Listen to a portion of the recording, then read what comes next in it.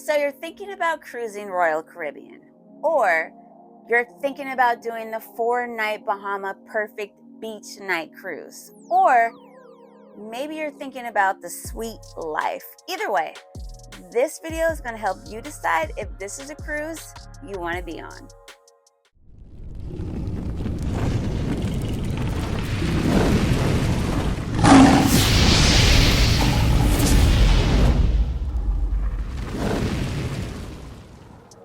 As you know, your girl is from California, so we flew in the same day. Actually, I flew into Orlando earlier and did horror nights, and then we flew into Miami to kick it. Royal Caribbean, this is our first time doing Sweet Life, and it is a bit different than if you are just general public. We have our own check-in, y'all, a separate aside from the general public. We walk into a room. There are no standing in lines for the Sweet Life. You come in, get comfortable, and they come to you and check you in. There's food, beverages, there's no stress at all when you are a suite member coming to check in. I'm doing this video 2023, so all we had to do was check into our muster stations and then we were on our way. There's no getting in line and doing the whole muster station thing. And also, if you are a suite member, you can go straight to your room. The rooms are available a bit earlier for those who got the suites. And Jesus, these suites are amazing. Now, if you started from the bottom like I did, where you had a basic cabin room with no window to a whole window to a regular window to a balcony, then you can respect this room. This room is huge. When you walk in here, you do not feel like you are on a cruise ship. You feel like you are in an actual hotel room, and in some cases, a resort or a suite in a resort. These rooms are legit. I mean, a boudet, y'all. Oh my gosh. This was amazing. We are definitely pampered here with the Sweet Life. I mean, if not pampered, definitely spoiled. It's definitely going to be hard to go back to a regular room. We actually wanted to kick it more in our rooms than we actually wanted to be out because it was so awesome. The balcony was huge. If you saw my last video on Norwegian, I had the balcony suite. This balcony on the Royal Caribbean was a bit bigger. It was so spacious. But anyways, let's head up to the Lido Deck and check it out. As always, you've got an area for the children to play, and then you've also got adults area. This area for the kids was very spacious, and the area for the adults was just the same. Lifeguards, and I will say the water was a bit deeper than what they stated it was. I don't know. I'm only 5'2", but I can tell you, usually when water is only 4 feet tall, I'm not drowning. But anyways, those little cabanas that you saw as we were walking by behind us, if you have a suite, you get one of those automatically. You just have to reserve it and they will save it for you. There's a lot of chairs that are open right now, but like with any cruise, you need to get up early and reserve a spot because people get up, put towels, and block them. On the Lido Deck, though, which was really cool, they had a lot of cool activities. Like on this, you can see they had the flow rider. Only the people that were drunk or children were only the ones who really wanted to do it, but it was an option. There was a super big water slide, which was cool. This rock wall that you could climb on, which was really, really, really tall, taller than most rock wall climbing places that you go to. They have basketball, they have putt-putt, normal stuff that you expect to see on a Lido Deck, cornhole, ping pong, all that kind of stuff. One thing that I really liked about the Royal Caribbean on the Freedom of Seas, where they had their suite lounge, was they had happy hour from 5 to 8, which means you can come here to the suite lounge, get hors d'oeuvres, and also this was clutch. If you didn't have the drink package, you could come here and get drinks for free from 5 to 8. Let me tell y'all, we spent a lot of time in the suite lounge from 5 to 8 getting lit, and we were good for the rest of the night. Another thing that I really like the Royal Caribbean Freedom of the Seas ship is that the open area in the middle was kind of like a downtown area, like a Las Vegas strip, which is different than a lot of cruise ships that I've been on personally, like the Norwegian Escape that I was saying in my last video. It was more like an open area. Here on the Freedom of the Seas, the middle area, you actually felt like you were kind of downtown, which was nice. They have food, they had bars, they had shopping, they had places where you could just hang out. There was a lot of stuff to see in this mid area. So if you're just hanging out with your folks, if you're with your family, or maybe you're just bored or done with being your friends, if you come to this area in the midship, there's always something to do, something to look at, and there's someone to talk to. Like, this is the area for you to meet, greet, or find even a new boo. I was really, really digging this mid area. Unfortunately, we did not spend a lot of time in this area because, as I stated earlier, we had the suite. So, two of us at least are introverts, and the other one is extrovert, maybe. So, we wanted to get out of the way. But, same like with any ship, if you can take the stairs, this is me videotaping my friends, waiting for them as they took the elevator. It doesn't matter which cruise ship you're on, the elevators are going to be crowded. It is what it is.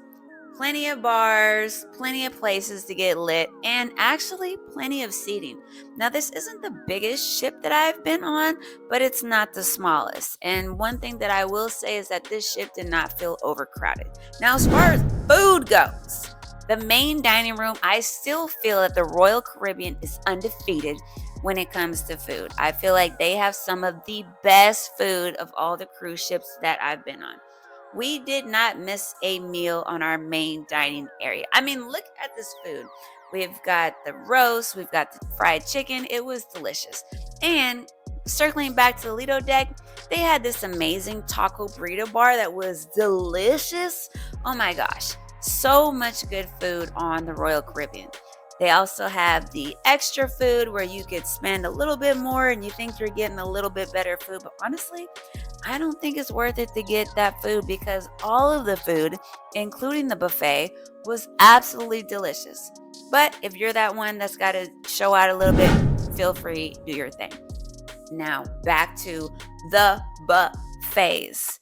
I'm not a huge buffet person, but like I said earlier, on the Royal Caribbean Freedom of the Seas, the buffet food was absolutely delicious, especially breakfast. I'm a breakfast fan, so I didn't really truly enjoy missing breakfast, but they had some really, really good food.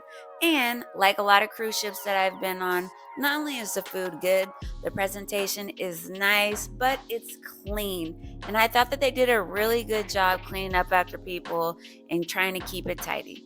I didn't really get a chance to try all the desserts, and this is coming from someone who is a dessert fan, but the food was really, really, really good. And most of the time, you could probably get a seat by the window and check out the views. This particular view, we got to see a pirate ship coming by, and we got to see the Disney cruise that was parked right next to us. Arcades. Like I've said before, y'all know I'm a gamer girl, so I always have to check out the arcades. Now, sadly, the Freedom of the Seas does not have one of the biggest arcades that I've been on. If you checked out my last video, I actually do feel that Norwegian Escape has a better arcade, but not to say that the Freedom of the Seas did not have some good games on there.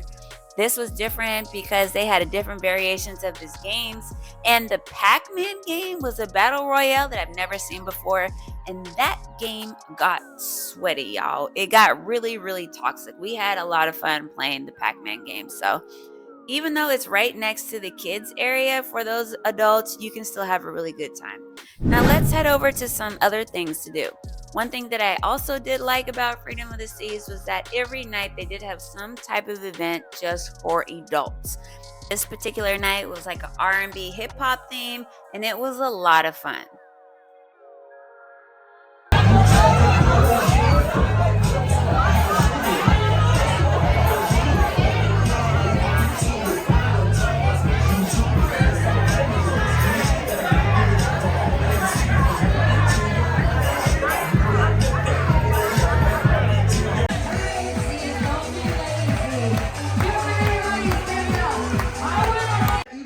Director made me do things. No, I don't want that. Well, tonight, how that we're going to be playing is going to be a lot of fun. It's going to go crazy. It's going to be wild. Remember that we have... You can do it, bro! Yeah, bro!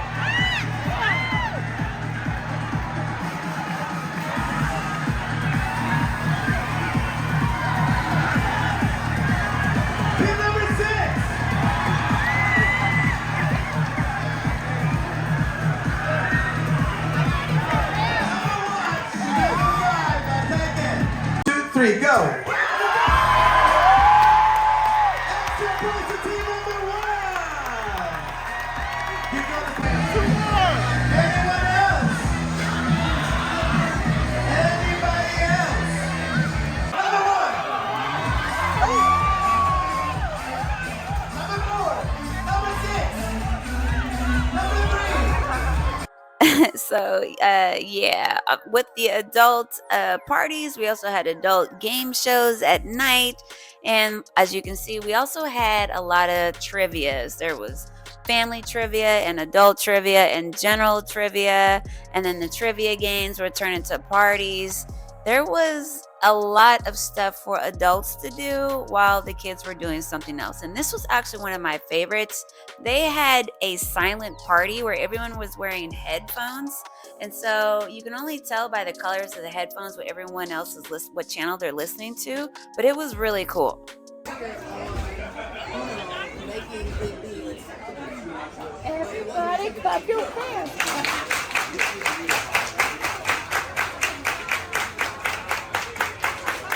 Yeah, that was a lot of fun. And I know you're like, didn't you already show us the arcade? This particular area was midship, and so this was more of an adult area. So they had those games, they had pool, and they had other games for adults to entertain themselves when. And of course, what's a cruise ship without a little bit of shopping?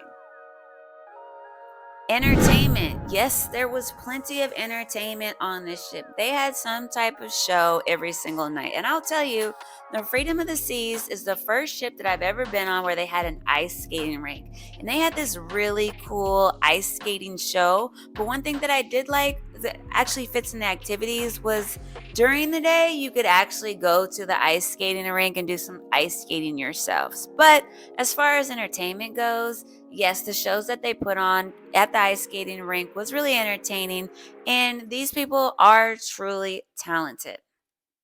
They also had live music placed throughout several places through the ship and comedy. Now, although they didn't have a lot of comedy on this particular ship, I will say that Freedom of the Seas really bring the buck. These particular guys were straight from Vegas, and they put on a good show. I'll tell you what, I was very impressed with the casino on this ship. I don't know if this was just like some world known information, but there were not a lot of gamblers on the Freedom of Seas. It was weird. You could find a blackjack table that had a $10 minimum. Look right here. That's a $10 minimum table, and nobody was there. It was weird. I don't know about you, but I like to gamble, and if you like to play blackjack and you're on a big ship, finding a $10 table is hard. And finding a non-crowded table is even harder. So this was very interesting to me that there were not a lot of gamblers on this ship, and there was a lot of gambling to be done on this ship. There was slots, poker, all types of stuff that you could play on this ship, and you could pretty much just walk up and have a seat. That was very impressive and definitely a plus for the Freedom of Seas. Now, as far as the fitness center, what I always tell you, I hate a big ass resort or a big ass ship and a small ass gym. Not here. This isn't even one of the biggest ships that I've been on, but it had a big ass gym. It was very, very impressive. Okay, so on this particular cruise, we only had 2 days at port, and one of the ports is Coco Cay. That's where we are at now, and this is Royal Caribbean's personal island. So you're gonna get Royal Caribbean customer service perfection, and it really was a perfect day at Coco Cay. For whatever reason we had perfect weather.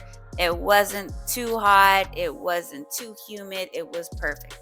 We decided to hang out in Chill Island, and since we're kind of going with the whole suite thing, we decided to get a cabana. So if you can afford it, I would highly recommend it. It takes you out of the way from the general public, which is in the general public, that beach area gets pretty crowded. As you can see, we had our own personal space, and we had our own personal Royal Caribbean representative come attend to us.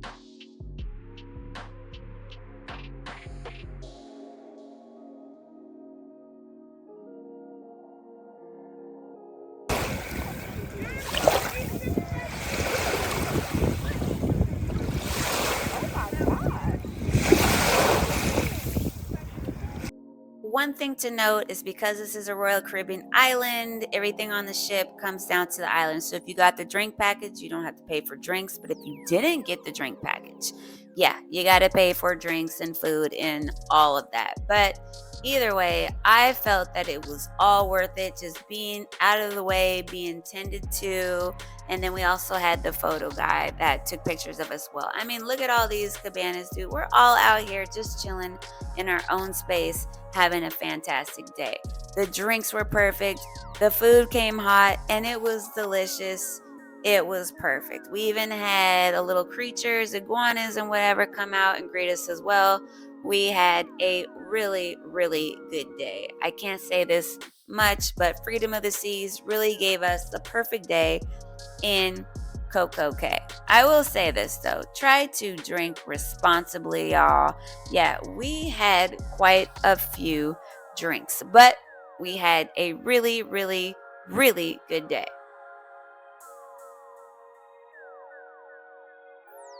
Another thing that was nice about this area was because they know that we're out here swimming, drinking, and eating all day, is that they provided a tram.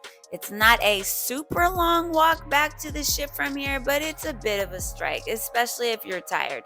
And they have this particular area where you can wait out and the tram will come pick you out. Unfortunately for us, we kind of got tired of waiting for the tram because I think they only had one running, so we decided to make the walk back. Now, two of us are lit and one of us is drunk. Can you figure out which one of us is drunk? Really good day at Coco Cay, and I've been to the Bahamas already 3 times this year, and probably about 10 times in my lifetime. We decided to enjoy the port on the ship. Now I'll tell you, this is probably the best time to get in the pool, and we had a fantastic day. So there it is, the Royal Caribbean Perfect 4-night Bahama cruise. Would I cruise Royal Caribbean again? Absolutely. Am I a fan of Royal Caribbean? Yes. Do I still think Royal Caribbean's food is the best of all the cruises?